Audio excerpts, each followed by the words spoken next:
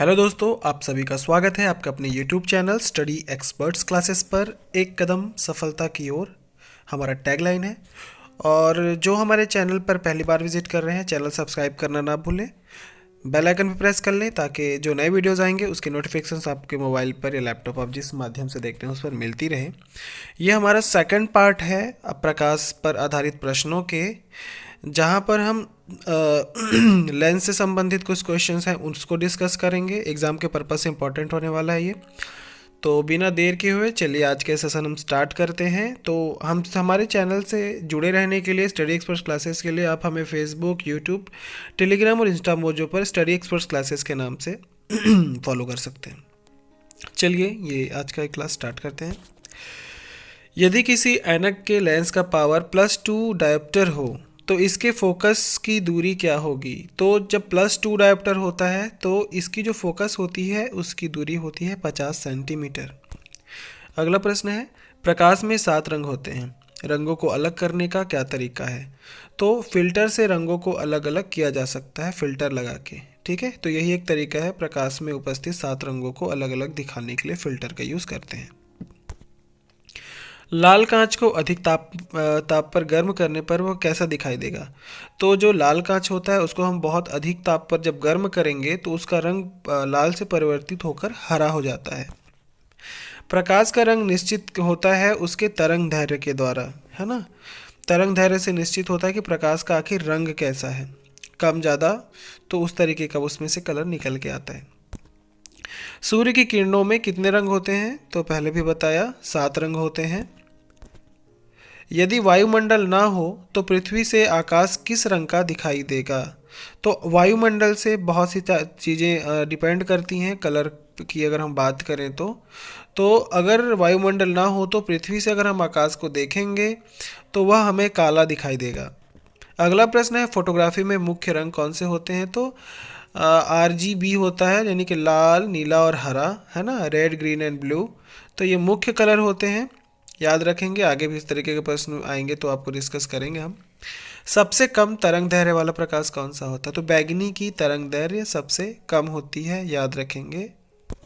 अगला प्रश्न है, जब प्रकाश के लाल, हरा व नीला रंगों का समान अनुपात में मिलाया जाता है तो कौन सा रंग होता है। तो RGB को जब इस तरीके से मिलाया जाता है ना, तो तीनों का एक परिणामी रंग सफ़ेद निकलता है, याद रखेंगे। फोटोग्राफिक कैमरे का कौन सा भाग आँख की रेटिना की तरह कार्य करता है। तो जो फिल्म होता है वो आपके फोटोग्राफिक कैमरे में आँख की रेटिना की तरह कार्य करता है। तो फिल्म याद रखेंगे, कंफ्यूज नहीं होंगे, क्वेश्चन कई बार आ चुका है एग्जाम में। ठीक है, अगला प्रश्न देखते हैं, कैमरे में किस प्रकार का लेंस उपयोग में लाया जाता है। तो उत्तल लेंस, ये 9th-10th के सिलेबस से रिलेटेड है, काफ़ी सारे क्वेश्चंस इसमें के। तो 9th-10th के स्टूडेंट्स होंगे उनके लिए बहुत ही हेल्पफुल होने वाला है। बाकी आपके जो 7th-8th के साइंस में भी शायद इसका छोटा सा पार्शियल पार्ट दिया हुआ है।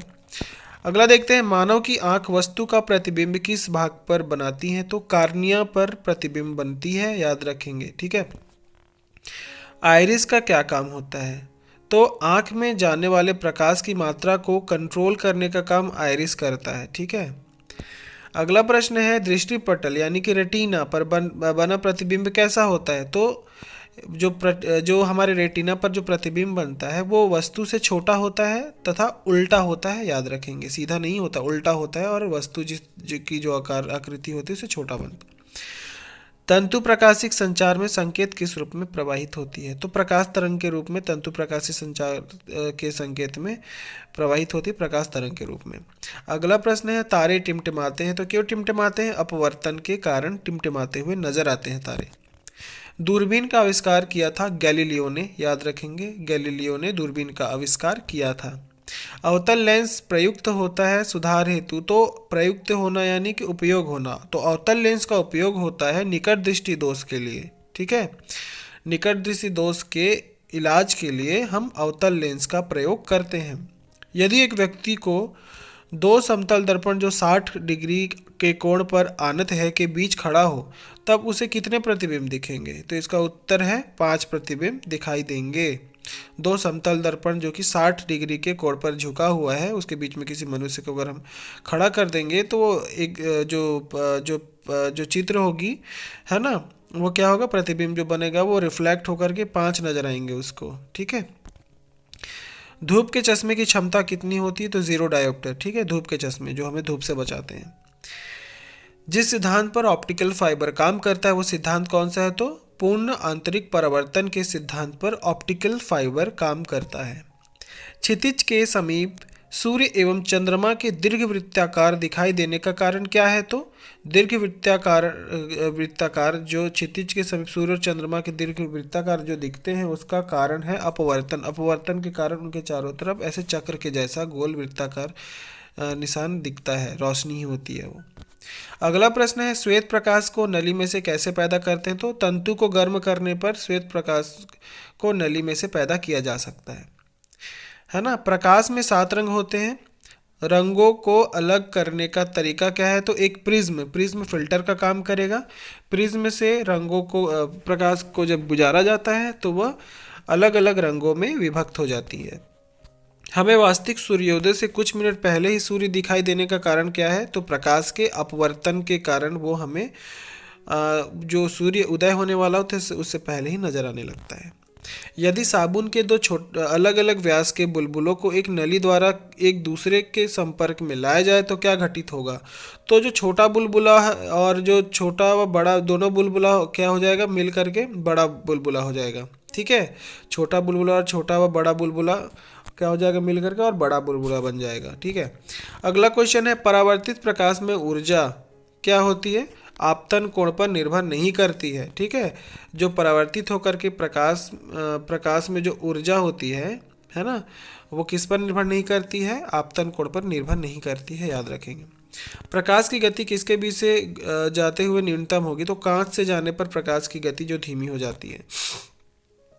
किसी तारे के रंग से क्या पता चलता है, तो उसके ताप का पता चलता है, तापमान का, कि वह तारा कितना ठंडा है या गर्म है, उसके रंग से ही पता चलता है।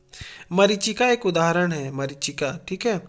किसका उदाहरण है, प्रकाश के अपवर्तन और पूर्ण आंतरिक परावर्तन। ये हमने पिछले वीडियो में भी बताया था, तो आपने इसका पहला भाग अगर नहीं देखा है तो वो भी देख लेंगे हमारे प्लेलिस्ट में जाके। अगला प्रश्न है, अबिंदुकता का दोष दूर करने के लिए किस लेंस का प्रयोग करना चाहिए, तो सिलेंडरी लेंस, है ना। अबिंदुकता का जो दोष होता है उसको सिलेंडरी लेंस होता है, मतलब कि वो उभरा हुआ रहता है सिलेंडर के शेप में ऐसा गोल सा, तो उस लेंस का उपयोग करते हैं। आवर्धक लेंस वास्तव में होता क्या है, तो उत्तल लेंस को आवर्धक लेंस कहा जाता है।